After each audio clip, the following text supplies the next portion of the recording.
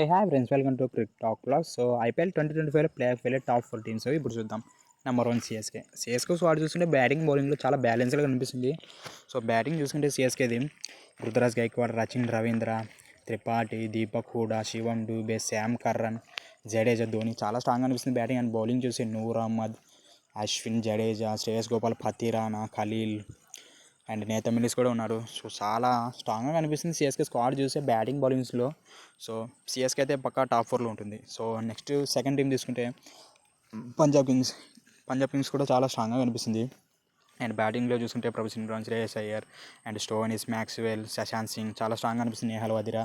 So bowling చూస్తే Jansen, Arshdeep, Chahal, Harpreet Brar ఉన్నారు.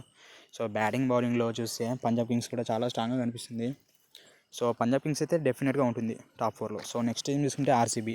So RCB చూసుకుంటే Virat Kohli, salt and Jitesh Sharma, పటిదారు, Krunal Pandya, Tim David, shepherd చాలా స్ట్రాంగ్గా అనిపిస్తుంది బ్యాటింగ్ అయితే. బౌలింగ్లో కూడా జేస్ హ్యాజిల్వుడ్, భువనేశ్వర్, యశ్ దయాల్, రసిక్దార్ చాలా స్ట్రాంగ్గా కనిపిస్తుంది. సో డెఫినెట్గా బ్యాటింగ్ బౌలింగ్ చాలా స్ట్రాంగ్ ఉంది కనుక ఆర్సీబీ కూడా పక్కా ఉంటుంది టాప్ 4లో. సో ఫోర్త్ టీం అయితే అండ్ ఎస్ఆర్హెచ్, ఎంఐడిసిలో ఈ మూడిట్లో ఒక పక్క టీం ఉంటుంది. సో నెక్స్ట్ అయితే ఎల్ఐజీ అయితే ప్లే ఆఫ్ వెళ్ళే ఛాన్స్ లేదు. ఎల్ఐజీ చూసుకుంటే బ్యాటింగ్లో చాలా స్ట్రాంగ్గా అనిపిస్తుంది. సో బౌలింగ్ చాలా వీక్గా ఉంది, ఎందుకంటే వాళ్ళ బౌలర్స్ ఇంజూరీ అయ్యారు, మయాంక్ యాదవ్, మోషిన్ ఖాన్. సో వెళ్ళే ఛాన్సే లేదు ఎల్ఐజీ కూడా.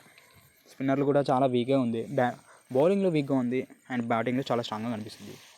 సో నెక్స్ట్ ప్లే ఆఫ్ వెళ్ళని టీం ఏదైనా ఉంటే అది రాజస్థాన్.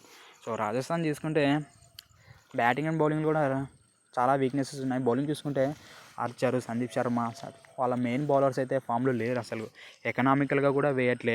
అండ్ శాంసన్ అండ్ ధ్రువ్ జురేల్ మాత్రమే చాలా ఫామ్లో ఉన్నారు. జైస్వాల్ కూడా ఫామ్లో లేడు. అండ్ పరాగ్ కూడా లేడు. సో పక్కా డబుల్ ఆర్ అయితే వెళ్ళదు.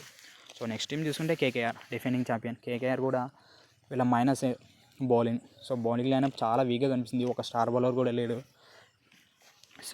స్పిన్ డిపార్ట్మెంట్ మాత్రం అది కూడా వాళ్ళు కూడా ఎకనామికల్ వేయట్లే.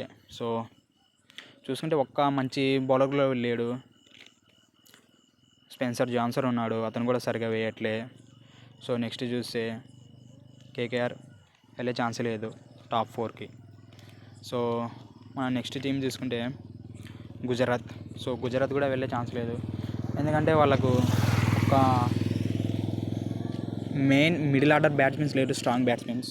సో బౌలింగ్ చూసుకుంటే స్ట్రాంగ్గా నేను కనిపిస్తుంది జీటీ, కానీ వాళ్ళ బ్యాటింగే. సో బట్లర్, గిల్ వీళ్ళిద్దరు తప్ప అంతగా స్ట్రాంగ్గా నిలబడి మిడిల్ ఆర్డర్లో ఆడేవాళ్ళు లేరు.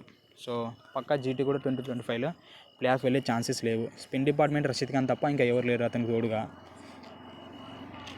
బ్యాటింగ్లో గిల్లు, బట్లర్ తప్ప ఇంకా ఎవరు ఆడేవాళ్ళు లేరు. సో పక్కా జీటీ కూడా వెళ్ళదు. సో టాప్ 4 టీమ్స్ అండ్ ఆ CSK, RCB, Punjab. So fourth spot కోసం అయితే డీసీ, ఎస్ఆర్హెచ్, ఎంఐ ఈ మూడిట్లో ఒకటి వెళ్తుంది. Please subscribe and more videos.